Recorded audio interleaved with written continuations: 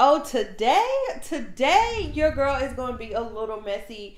I want y'all to know that not all coaches care about your success, and today we are going to talk about it.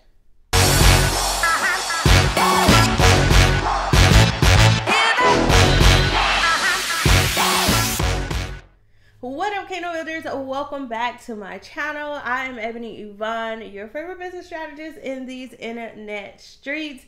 Listen, I already understand that when it comes to building a profitable online business, a lot of coaches, course creators, and online service providers really struggle with how to build a profitable online business.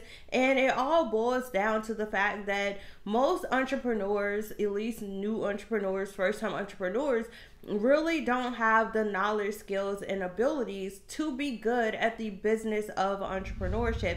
And that is why I started this channel. That is why I built my 𝗪𝗁𝗏 platform, to really provide the strategies, the business tips, and marketing resources to help entrepreneurs get good at the skill of business.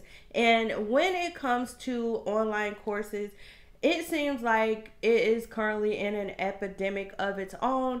I have noticed that it seems like the price of online courses keeps going up more and more year after year. And the quality is getting worse and worse, right? And it is a problem, and we need to talk about it. So recently I was in a Facebook group, and another amazing entrepreneur made a post, and basically I'm going to read the top part of it, but I'll post it up on the screen. And if you see me looking down, it's because I'm looking at my laptop, right? But she posted in this Facebook group for female entrepreneurs, and she's like, hey coaches, listen, you need to stop blaming your clients for not consuming your content or finishing your course.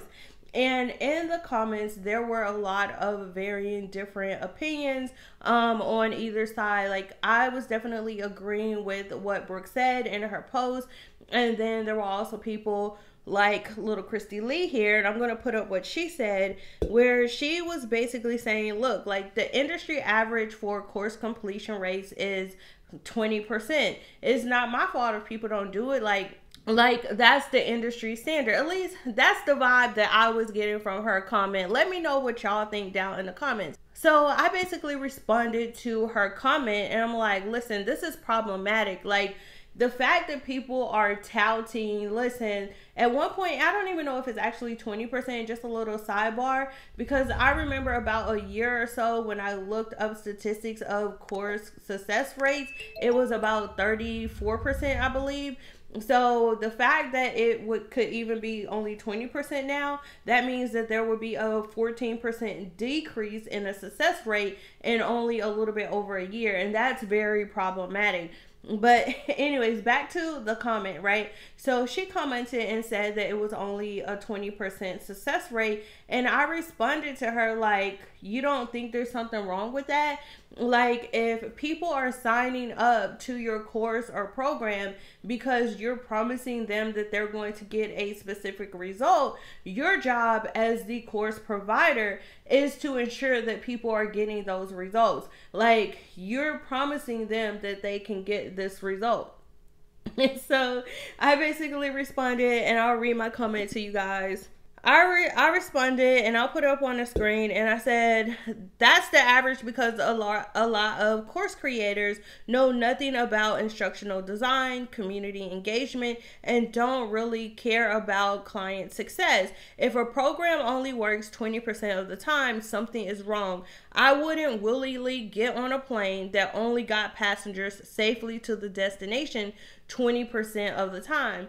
When it comes to me, regardless if it's a course, if it's a digital product, if it's a coaching program, I am going to ensure that I always do my due diligence to help my students and my clients get to the result that they have been expecting. It's really problematic when you see course creators like this that are like, well, the industry average is only 20%, so why is that my problem, right? It is your problem. If you are promising people a specific result and 80% of the people are not getting it, that means the majority of people are not getting the result versus the minority are getting the result. that is not a student problem. That is a creator problem. Like, it is your job as the course creator to look at what you're offering and say, maybe there's something wrong here.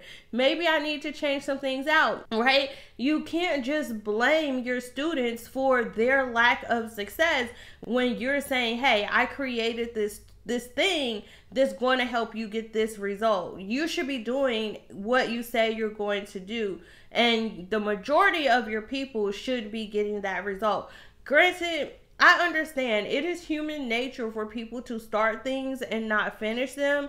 But if you are promising that you can help people to build a 6-figure business, a 7-figure business, get 10,000 Instagram followers, that they can lose weight, lose 30 pounds in 30 days, then that should be the result for the majority of the students in your program or in your courses, all right? So after this, she comes back and responds to my comment saying that it's problematic if only 20% of people are getting results. And she doubles down. She doubles down on what she said. And she is basically saying, I'm not going to read all this, but I'm going to read the part that I think is very problematic. So she responds and she says that my coaching collaborators average 100% completion. So I'm certainly not striving for less, which I'm pretty sure that this is a lie, because for her to first say, well, the average is 20%, I guarantee she's closer to that 20% than 100%, because if you were at 100%, you wouldn't have made this comment in the beginning. And then also 100% completion success is definitely very good, and it is something to strive for. But just as someone who has a background as a data analyst, you know that 100% is sometimes unrealistic. Like, I remember being in the military, and I just think, whenever I think about my old commander, like, all these stories come up, right? So I'm laughing. But I remember being in the military as an aircraft analyst. I would always track and measure, monitor different statistics on different aircraft, C-130s, fighter planes, F-16s, things like that. And I remember that our commander would be like, I want to see 100% success rate when it comes to the maintenance, downtime, the scheduling, the flight hours, and all this stuff. And like, we know that 100% is not realistic. If we can get to 98%, or if we can get to 94% sometimes, then that is kind of like good enough, right? But to say that you're going to have 100% where aircraft is always flying, it never breaks down, it always goes in for maintenance on time, it always meets every single statistic at 100% is unrealistic. You're going to have different things that come up. The aircraft is going to break. Like, things are going to happen, especially when you have a human nature involved in such things as like course creation. 100% of people are not always going to complete your program, but the goal should be to be closer to 100% than 20%. Okay, so that is what I'm saying. But let's get back to this comment. So she says that she has 100% completion rate, which I'm pretty for sure is a lie. And so even for my own program, I vary between like a 93 to 94% success rate and completion rate, and that is coming from me having an instructional design background and from someone who used to be a training instructor who is used to creating curriculum for adult learners. So someone who doesn't have that knowledge and doesn't have that background, I doubt that she has 100% success rate. I ain't saying she lying, but I'm saying she lying. Anyways, so she says, it's also true that many consumers buy courses and products compulsively and impulsively, and I think being an educated and concerning consumer is also important. And so this pointed out another important fact to me that made me really frustrated, because you're basically blaming consumers for making impulse buys or being impulsive when your marketing is set up that way. You're using marketing tactics to force people to make a decision impulsively when you're using things like fake scarcity tactics, where you're telling them they only have 24 hours to get in on this deal. They only have 1 hour or 12 hours to buy this, or you're saying there's a limited quantity and so you got to buy it now. These are all manipulative marketing tactics that really enforce those compulsory buying habits, right? And so a lot of people create, and this isn't just something for like coaches or online course creators, because these marketing tactics have been around for years. These are tactics that were being used in the 90s when you look at infomercials, right? But the thing is, marketing strategies are based on human nature, human psychology, and so a lot of it is manipulative. So you can't sit there and say that, well, people shouldn't sign up for my program or service when you are using marketing strategies that influence compulsive buying decisions, right? And so this was just something that was really frustrating to me, because you have so many people who are like this, that at the end of the day, what this boils down to for me is you have people that care more about transactions and them being able to make money for themselves versus them actually having businesses that are meant to be transformational, where it's about their clients and it's about their clients' success. It's about increasing the quality of life for other people. It's all about getting a bag, and it's a money grab. So when it comes, and I know there are a lot of people who talk about the online coaching industry. I am a coach, right? And I definitely feel like this is a space that is needed, and there are a lot of good coaches out there, but you also have bad coaches who only care about the transactions, who only care about the money. And so you have to be wise as a consumer of these courses and coaching programs to make decisions to where you know where your coach stands, right? You want to make sure that you're working with someone who is just as invested in your success as they are in their business, and not working with a coach like this that only cares about them getting money for themselves. Because if I ever had any product or service in my business that only generated a 20% success rate, it would be discontinued swiftly, okay, expeditiously. It would be off the shelf in the vault, and like, we ain't never doing this again. Because for me, it's not always about the profits and the money. It's about really creating communities where everyone has a better quality of life.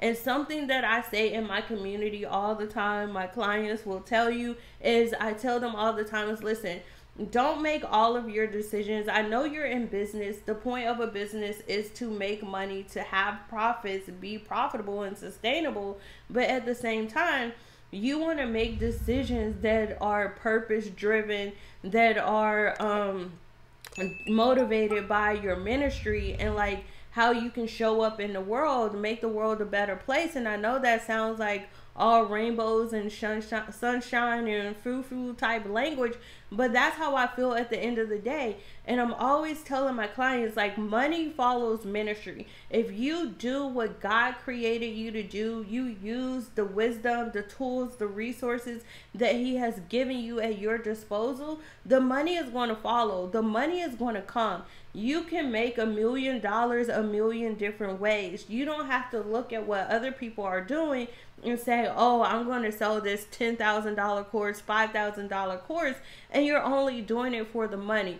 You can make money doing practically anything these days. So if you're going to create a course with intention to serve people, to help people, to get people results, and you will naturally make more money and see more abundance by providing a good product or service, a good course that is transformational, that does what you say it's going to do, versus you creating something that you don't have the expertise or the experience to create, and you can't get the results. Because if people are signing up for your course and nobody is getting the result that you're promising them, this is how you end up in lawsuits like what's her name, Brittany Dawn, the fitness girl that is currently being sued by the state of Texas because she was out here saying that she was going to help people lose weight, and she was just giving everybody the same fitness workout plan and meal prep plan and all that stuff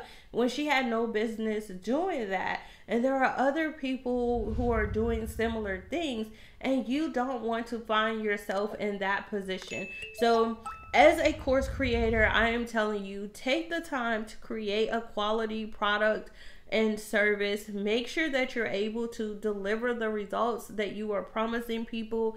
As consumers of courses, do your due diligence to make sure you're researching, you're asking questions before you buy into and invest into these coaching programs, these courses, because not everyone is invested in your results, okay?